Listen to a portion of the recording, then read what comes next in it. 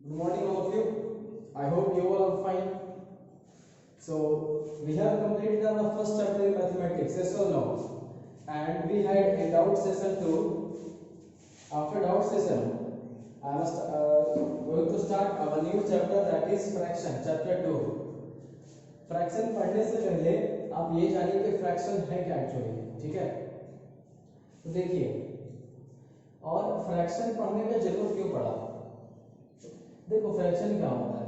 Fraction हम जब किसी को हम a बाई बी, ये a बाई बी जो है ना, इसको हम फ्रैक्शन कहते हैं। जैसे 7/2 है, 8/3, ये सारा बाई में, ठीक है?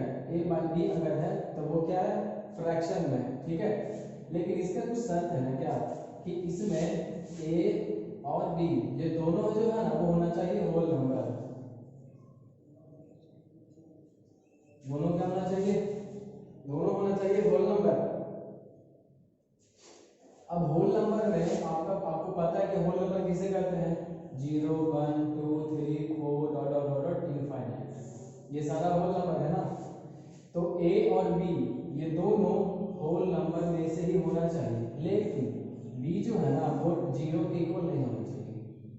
आपने क्या समझा कि अगर कोई डिजिट a बाई b है, मान लो a बाई b है, तो वो फ्रैक्शन में है, लेकिन b जो है ना मतलब कि डिनोमिनेटर वो 0 नहीं होना चाहिए।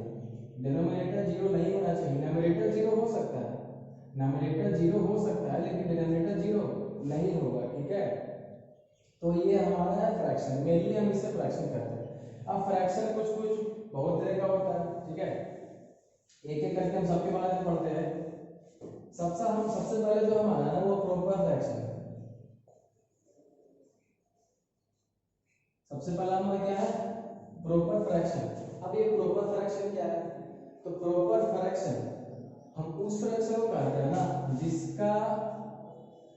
जिसका डिनोमिनेटर न्यूमरेटर से बड़ा हो। जैसे मान लीजिए ये कोई फ्रैक्शन है तो ऊपर वाला पार्ट को न्यूमरेटर कहते हैं और नीचे वाला पार्ट को क्या कहते हैं? डिनोमिनेटर, ठीक है? तो ये प्रॉपर फ्रैक्शन का ये प्रॉपर्टी होता है ना कि डिनोमिनेटर जो होगा वो न्यूमरेटर से हमेशा बड़ा होगा। जैसे आप एग्जांपल जैसे देखिए, न्यूमरेटर 3 है तो डिनोमिनेटर इससे बड़ा 4 होना चाहिए। 5/7, 21/31, ये सब क्या है? ये सब क्या? ये सब प्रॉपर फ्रैक्शन है। क्यों? क्योंकि जो डिनोमिनेटर है ना वो न्यूमरेटर से बड़ा है, डिनोमिनेटर न्यूमरेटर से बड़ा, डिनोमिनेटर न्यूमरेटर से बड़ा।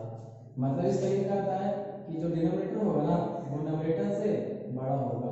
ये है हमारा प्रॉपर फ्रैक्शन। समझ में आ गया? प्रॉपर फ्रैक्शन मींस डिनोमिनेटर जो होगा न्यूमरेटर से बड़ा होगा।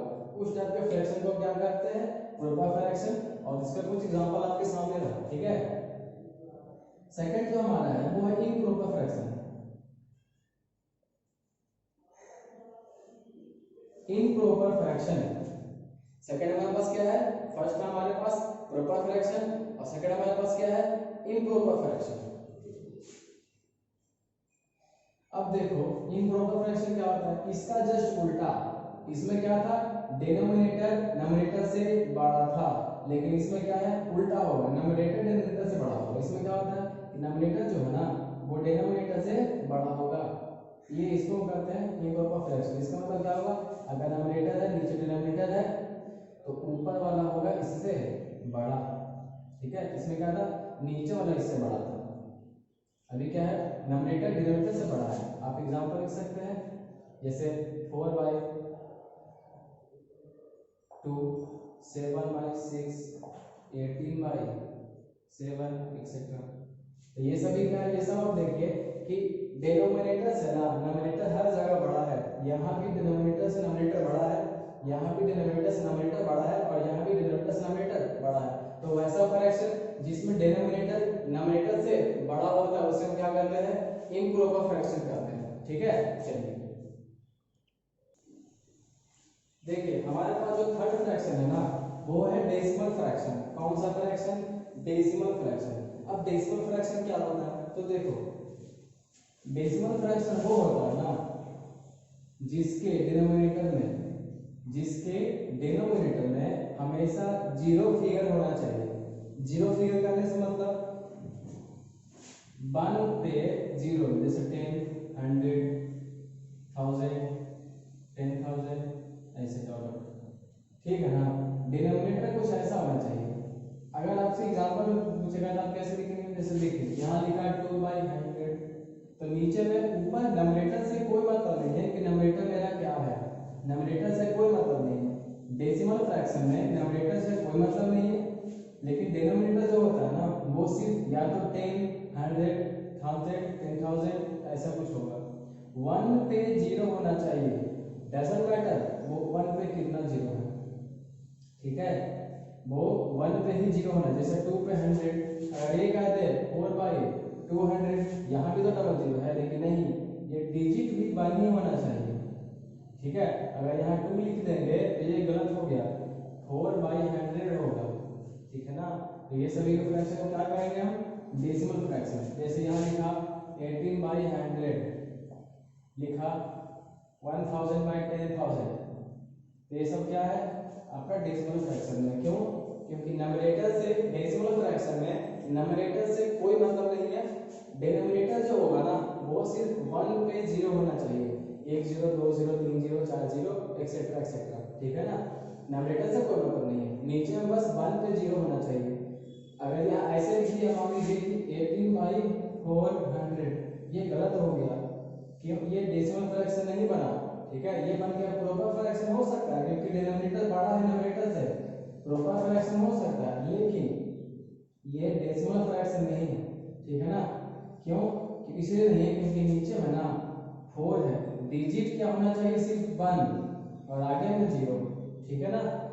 आई होप आपको डेसिमल फ्रैक्शन समझ में आ गया होगा, ठीक है। अब देखो एक आता है वल्गर फ्रैक्शन। वल्गर फ्रैक्शन हम उसको कहते हैं ना जिसका डिनोमिनेटर एक होल नंबर हो, जिसका डिनोमिनेटर एक होल नंबर हो। देखो डेसिमल फ्रैक्शन के जस्ट उल्टा आप इसको कह सकते हैं। इसमें क्या था, जो डिनोमिनेटर था वो 10, 100, 10,000 ऐसा कुछ, ये वाला फिगर में था, ऐसा फिगर में है ना ये डिनोमिनेटर। इसमें इसको छोड़ के बाकी सारा है। जैसे मान लीजिए कि यहाँ नंबरेटर बाय डिनोमिनेटर है ना, तो डिनोमिनेटर वो होगा वो 10, 100, 1000 ये सब नहीं होगा, ठीक है। आप एग्जांपल कैसे लिखेंगे, जैसे मान लीजिए आपसे लिखा 18/21, सही है, ठीक है। यहाँ लिखा 70/19, सही है। 100/10,000, ये गलत है। देखिए इसमें इस फ्रैक्शन में, वल्गर फ्रैक्शन में सिर्फ आप ये समझिए कि जो डिनोमिनेटर है ना उसमें 0 वाला फिगर नहीं होगा। डिनोमिनेटर जो होगा वो एक होल नंबर होगा,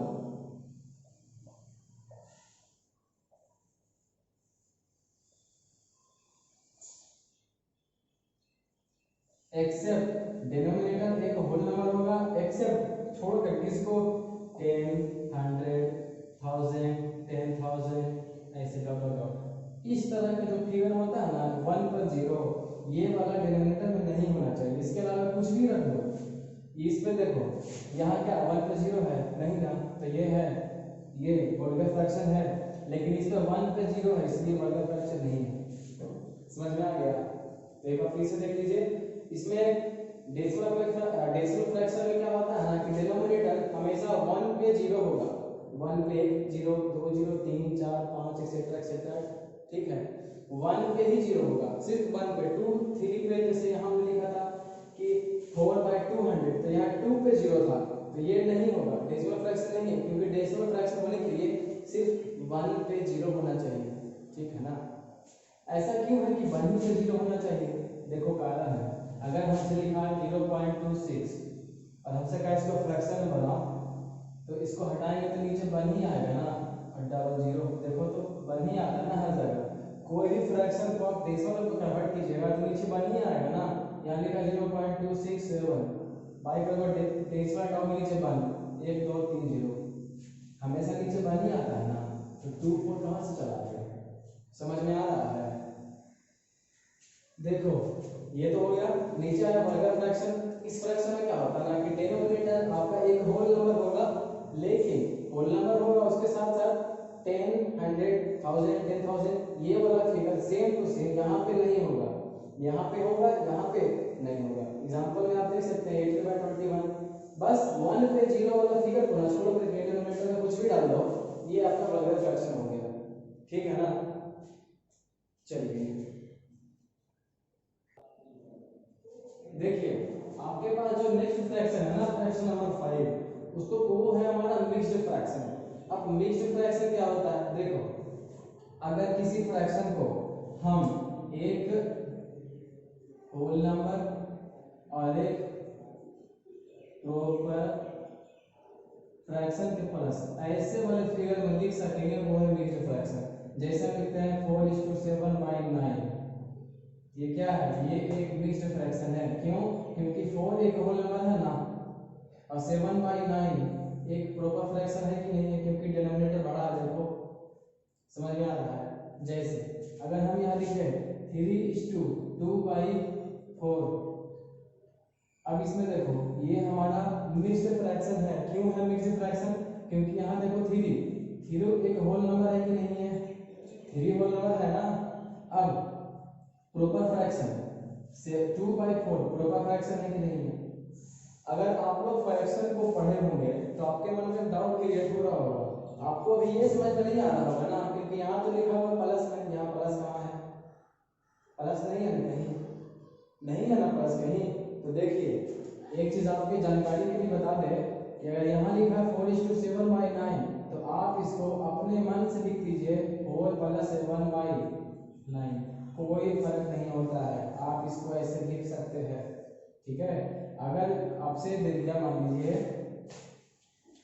आपसे एग्जांपल दे दिया 4:7/8 या 6:7/8, तो 6:7/8 क्या लिख सकते हैं आप, 6 + 7/8 लिख सकते हैं ना। हम आपको बताए ना अभी नीचे लिख सकते हैं, कोई फर्क नहीं पड़ता है। अगर आप चाहें तो इसको ऐड करके देख लो, एलसीएम लेकर के वापस इतना ही आ जाएगा, ठीक है ना। तो अगर हम इसको ऐसे लिख सकते हैं तो अब देखो आ गया ना होल नंबर, ये रहा 6 whole number plus proper fraction 7/8 is a proper fraction of course. तो हम इस टाइप के फ्रैक्शन को हम मिक्स्ड फ्रैक्शन कहते हैं। आप एग्जांपल में लिख सकते हैं जैसे 7:9/10 या 8:8/9। तो कुछ ये सब जो है ना वो सब क्या है, मिक्स्ड फ्रैक्शन है। जितना भी दिख गया कि 8:7/9, 7:9/10, 6:7/8, ये सारे टाइप का जो फ्रैक्शन है वो मिक्स्ड फ्रैक्शन होता है, ठीक है, जिसमें एक होल नंबर और एक प्रॉपर फ्रैक्शन दोनों एक साथ में होगा, ठीक है ना। अब आओ जरा इधर, देखो यार इक्विवेलेंट फ्रैक्शन क्या होता है।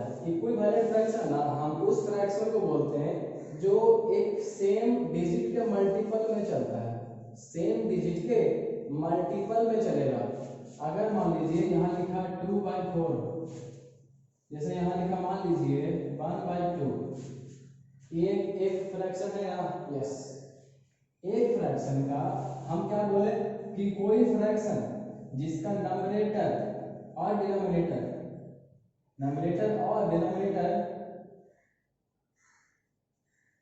ये ऊपर वाला नंबरेटर नीचे डिनोमिनेटर, नंबरेटर और डिनोमिनेटर कोई एक सेम डिजिट के मल्टीपल में चलता है। जैसे मान लीजिए कि मान लीजिए हम 2 2 जा 4, 1 2 जा 2 हो गया ना। फिर मल्टीप्लाई करो 4 2 जा 8, 2 2 जा 4, 4 2 जा 8, 8 2 जा 16, 8 2 जा 16, 16 2 जा 32। इसमें देखिए हम क्या कर रहे हैं ना कि एक डिजिट लिए 2, ठीक है, डिजिट क्या लिए 2, हम 0 से मल्टीप्लाई नहीं कर सकते क्योंकि हम 0 से मल्टीप्लाई करें तो वो 0 हो जाएगा, ठीक है ना। तो वो एक होल नंबर होना चाहिए, नॉन जीरो होल नंबर। तो ये 2 एक नॉन जीरो होल नंबर है ना, 0 नहीं है ना, तो ये होल नंबर है ना। अच्छा हम क्या किए ना, न्यूमरेटर और डिनोमिनेटर को दोनों को मल्टीप्लाई करते चले गए। पहले न्यूमरेटर को भी 2 से मल्टीप्लाई कर दिए, डिनोमिनेटर को 2 से मल्टीप्लाई कर दिए, तो क्या आ गया 2/4। अब 2/4 को भी ऊपर नीचे 2 से मल्टीप्लाई कर दिए, ऊपर भी 2 से मल्टीप्लाई कर दिए, नीचे भी 2 से मल्टीप्लाई कर दिए, तो 2 2 जा 4 हो गया, 4 2 जा 8 हो गया। अब इसमें भी 2 से मल्टीप्लाई कर दिए, इसको भी 2 से मल्टीप्लाई कर दिए, 8/16 आ गया। इसको भी 2 से मल्टीप्लाई कर दिए, इसको भी 2 से मल्टीप्लाई कर दिए, 16/32 आ जाएगा। आगे भी मल्टीप्लाई कर दोगे तो आगे निकलता चला जाएगा। तो इस टाइप का जो फ्रैक्शन होता है ना, उसको हम क्या कहते हैं, इक्विवेलेंट फ्रैक्शन। ठीक है ना, कि कोई एक खास whole non zero whole number को न्यूमरेटर और डिनोमिनेटर दोनों में मल्टीप्लाई करते चले जाओ। ठीक है, इस पे क्वेश्चन कैसे आता है, जैसे मान लीजिए आपसे क्या है कि 1/3 का 1/3 का 2 ठो इक्विवेलेंट फ्रैक्शन निकालना है। 1/3 का 2 ठो इक्विवेलेंट फ्रैक्शन निकालना है। सबसे पहले क्या करेंगे, इंटू 2 कर दो, क्या बन गया बाई 3 2 जा 6, ये हो गया पहला। दूसरा निकालने के लिए फिर 1/3 को 2 से मल्टीप्लाई किए थे ना, 3 से कर देंगे ऊपर नीचे, 3 बन जा 3/3 3 जा 9, ये हो गया दूसरा इक्विवेलेंट फ्रैक्शन। ठीक है ना, इक्विवेलेंट फ्रैक्शन का ना एक उसका कैरेक्टर होता है, वो ये होता है ना कि जो भी यहाँ लिखाया जा रहा है, आई होप कि आप अपने कॉपी में नोट कर रहे होंगे इस चीज को, ये काफी इंपॉर्टेंट चीज है। ठीक है, क्वेश्चन जब आप सोल्व करेंगे, जब आप प्रॉब्लम सोल्व करेंगे ना, तो ये सब बातें वहां पे काम आएंगी। ठीक है, देखिए इक्विवेलेंट फ्रैक्शन का एक कैरेक्टर ये होता है ना, उसको सबको काट दोगे ना तो सेम आ जाएगा। जैसे देखो यहाँ क्या था 1/2 है, यहाँ क्या है 2/4 है, यहाँ क्या आया 4/8, यहाँ क्या आया 8/16, यहाँ आया 16/32, यही आया ना। ये सब क्या इक्विवेलेंट फ्रैक्शन है ना। तो इक्विवेलेंट फ्रैक्शन को सबको तुम सिंपलीफाई कर दोगे ना तो सेम रिजल्ट आएगा। जैसे 1/2 है तो नहीं कटेगा, 2 2 जा 4, 4 1 जा 4, 4 2 जा 8, 8 1 जा 8, 8 2 जा 16, 16 1 जा 16, 16 2 जा 32। देखो तो 1/2 1/2 1/2 1/2 1/2 हर जगह सेम हो गया ना। तो अगर सेम हो रहा है हर जगह, मतलब ये इक्विवेलेंट फ्रैक्शन है। ठीक है, अगर सेम नहीं हुआ तो इक्विवेलेंट फ्रैक्शन नहीं होगा। ठीक है, इतना अगर समझ में आ गया हो तो चलिए आगे बढ़ते हैं। देखिए हमारे पास जो नेक्स्ट फ्रैक्शन है ना, वो है लाइक फ्रैक्शन। लाइक फ्रैक्शन वो फ्रैक्शन होता है जिसका सारे का डिनोमिनेटर सेम हो। लाइक मींस होता है सेम, लाइक का मतलब होता है ये सेम, सिमिलर। तो देखो अगर ये लिखा है कि 1/2 4/2 7/2 8/2 9/2, अगर इस टाइप का फ्रैक्शन है 12 12 12 12 12, हमने ऐसा कुछ लिखा 1/12 4/12 7/12 8/12 9/12, तो ये सारे में डिनोमिनेटर देखो सबका सेम है, सबका सेम है ना। यहाँ डिनोमिनेटर है सबका सेम, अगर डिनोमिनेटर सबका सेम है तो ये लाइक फ्रैक्शन है। न्यूमरेटर से कोई मतलब नहीं है, न्यूमरेटर इक्वल हो या ना हो। ठीक है, न्यूमरेटर सॉरी देखिए हमने दिया क्या कि डिनोमिनेटर क्या होना चाहिए सेम, और जो ऊपर का जो न्यूमरेटर है ना होना चाहिए डिफरेंट। न्यूमरेटर होना चाहिए सबका डिफरेंट और डिनोमिनेटर सबका होना चाहिए क्या सेम, तो उसको हम क्या कहते हैं लाइक फ्रैक्शन। जैसे आप लिख लीजिए 1/13 7/13 9/13 8/13 17 14 या 12/13। यहाँ देखिए सारे फ्रैक्शन में न्यूमरेटर और डिनोमिनेटर देखिए, यहाँ न्यूमरेटर सबका डिफरेंट है ना, न्यूमरेटर सबका डिफरेंट है ना, न्यूमरेटर सबका डिफरेंट, और यहाँ डिनोमिनेटर देखो सबका डिनोमिनेटर सेम है ना सबका। तो वैसा फ्रैक्शन, वैसा ग्रुप ऑफ फ्रैक्शन जिसके डिनोमिनेटर सबका सेम हो और न्यूमरेटर हो डिफरेंट, उसको क्या कहते हैं आप लाइक फ्रैक्शन कहते हैं। ठीक है, आई होप ये समझ में आ गया होगा। अनलाइक फ्रैक्शन जस्ट इसका उल्टा है, लाइक का उल्टा अनलाइक, तो यहाँ का भी उल्टा वहाँ हो जाएगा। देखो कैसे, अनलाइक फ्रैक्शन किसको कहते हैं। अनलाइक फ्रैक्शन में क्या होता है ना कि डिनोमिनेटर जो है ना वो डिफरेंट रहता है। ठीक है, डिनोमिनेटर क्या रहता है डिफरेंट। ऊपर वाला जैसे यहाँ लिखा 7/9 8/3 4/7 8/17, यहाँ क्या है डिनोमिनेटर देखो, डिनोमिनेटर यहाँ क्या है डिफरेंट, अगर डिनोमिनेटर डिफरेंट है तो वो अनलाइक फ्रैक्शन हो गया। न्यूमरेटर का क्या, न्यूमरेटर इक्वल नहीं होना चाहिए, ठीक है, न्यूमरेटर इक्वल नहीं हो, डिनोमिनेटर भी इक्वल नहीं हो, ठीक है, उसको क्या कहेंगे, अनलाइक फ्रैक्शन, ठीक है ना। आई होप आप सबको यहाँ तक समझ में आ गया होगा। चलिए आगे बढ़ते हैं। देखिए हमारे पास जो नेक्स्ट फ्रैक्शन है, टाइप ऑफ फ्रैक्शन, वो है हमारे पास reducible fraction. Reducible fraction means वैसा फ्रैक्शन जिसके वैल्यू को हम घटा सकते हैं। रेड्यूस मींस घटाना, ठीक है। जैसे एग्जांपल मान लीजिए यहाँ लिखा 4/8, तो देखिए रेड्यूसिबल फ्रैक्शन उसको कहते हैं ना, या तो आप सिंपल लैंग्वेज वैसे समझिए कि जिसको हम वैल्यू को आराम से घटा सकते हैं काट करके, या फिर अगर आप लैंग्वेज के थ्रू समझना चाहते हैं तो लैंग्वेज में ऐसा कहते हैं ना कि जिसका न्यूमरेटर और डिनोमिनेटर दोनों का HCF, न्यूमरेटर और डिनोमिनेटर का HCF अगर 1 के अलावे कुछ और है, 1 के अलावे 1 के अलावे कुछ और है, या फिर HCF इक्वल टू 1 या मोर देन 1।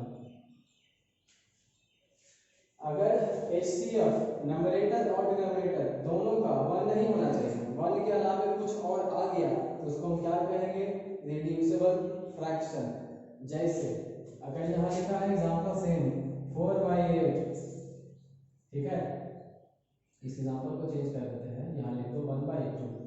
देखिए यहाँ 4/8 लिखा ना, तो इसका HCF लो, H4 और 8 का HCF निकालेंगे, कितना आया, 4 और 8 का HCF निकालेंगे तो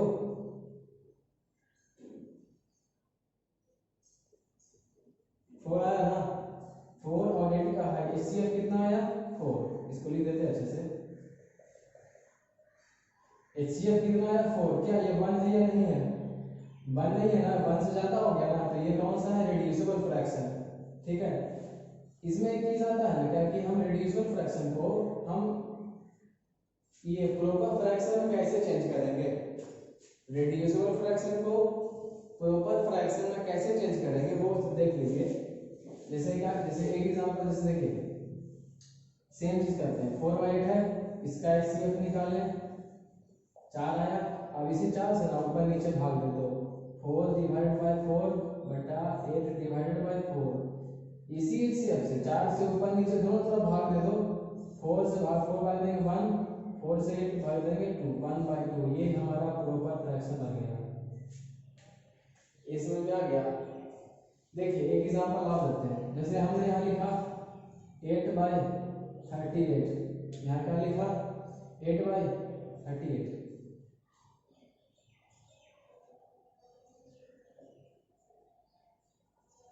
जैसे एक एग्जांपल है, थोड़ा सा पेचीदा, 45/54।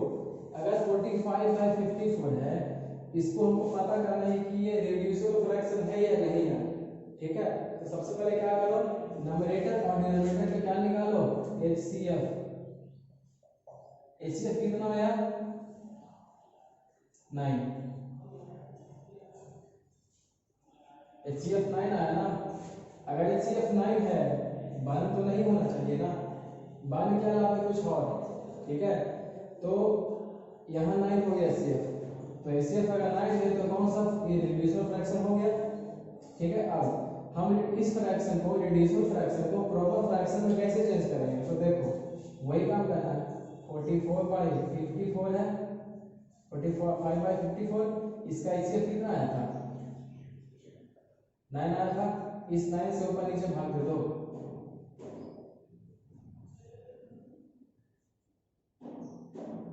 9 5/6।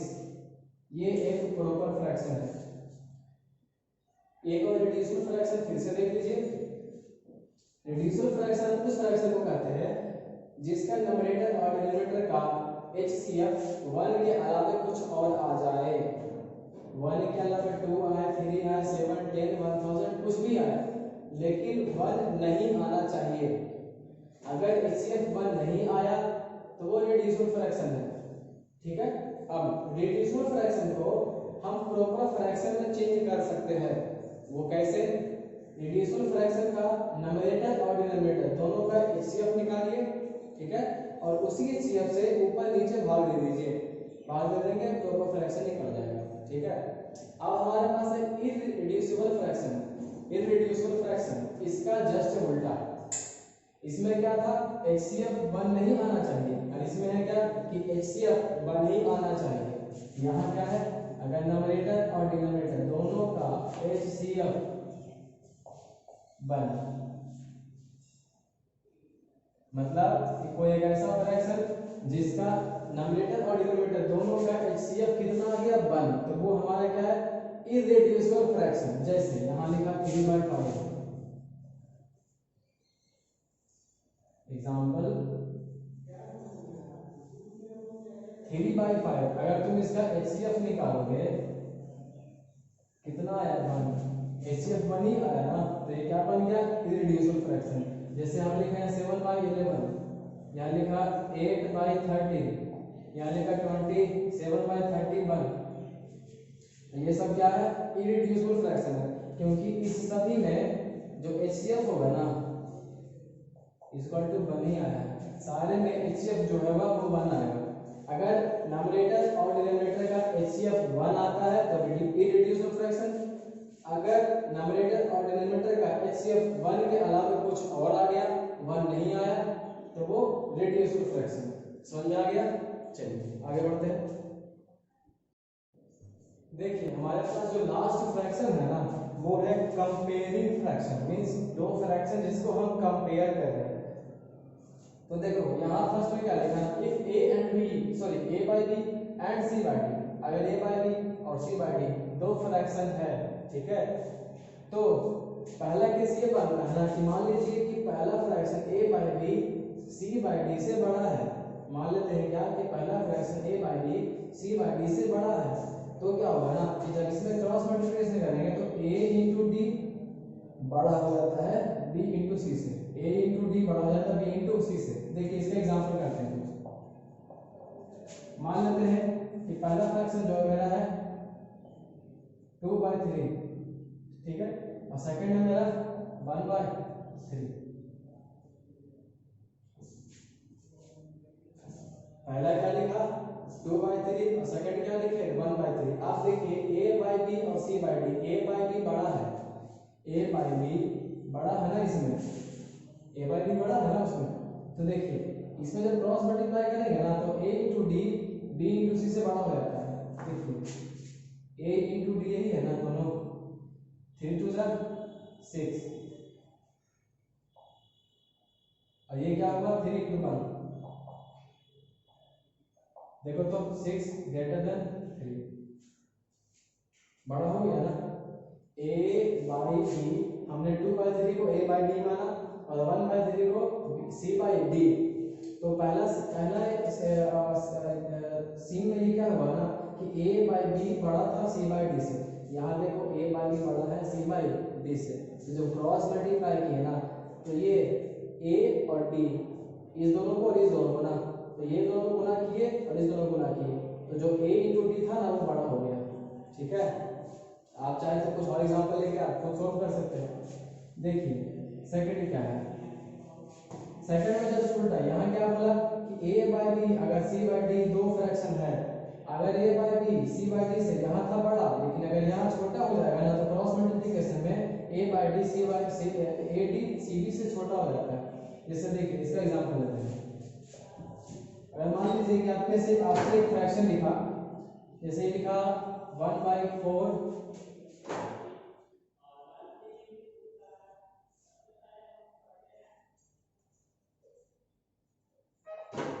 हमने यहाँ दो फ्रैक्शन लिखा है 1/4 और 3/4, ठीक है।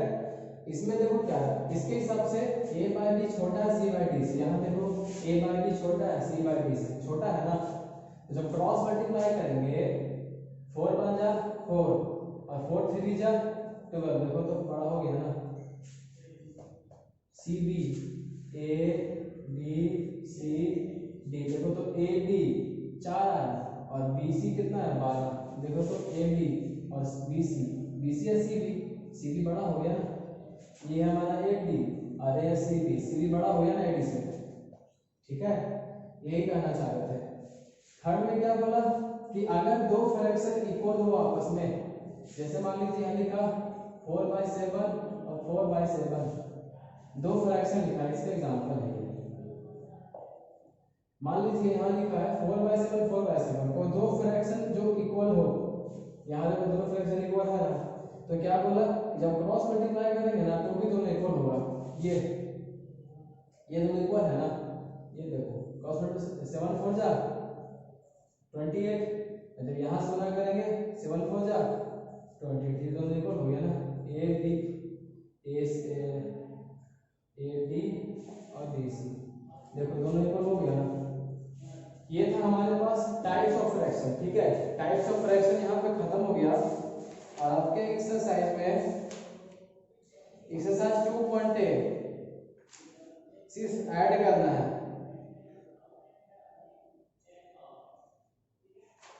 नेक्स्ट क्लास में हम पढ़ेंगे, आप इस सब को अच्छे से पढ़ कर लेंगे। तब तक के लिए बाय, गुड लक।